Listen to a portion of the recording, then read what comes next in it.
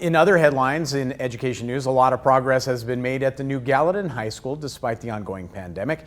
MTN's Annie Johnson talked with the Deputy Superintendent of Bozeman Public Schools, says the district is able to find a lot of positives during this time.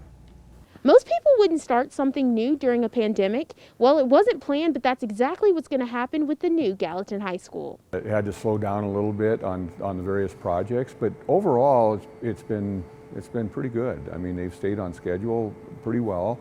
We're going to be ready to open. Education may look very different across the country as everyone navigates learning in the midst of a pandemic.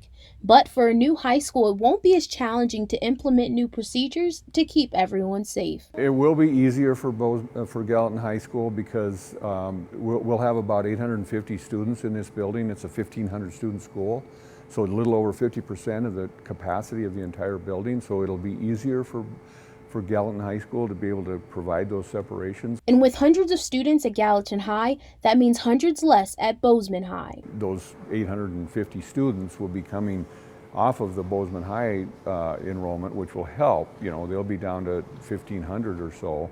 And so we didn't change those plans with COVID. It just turned out that it's going to be a benefit. And speaking of benefits, the pandemic has brought a lot for both schools. If there are any blessings about the pandemic, it allowed us to get a little earlier start on Bozeman High so that we could get a few things done that were going to be really challenging to do during the summer months before school started, and we had the opportunity to get some of that done. So it actually was a little bit of a blessing for us to get an earlier start on that. Classes officially start on August 31st of this year. Reporting in Bozeman, Annie Johnson, MTN News.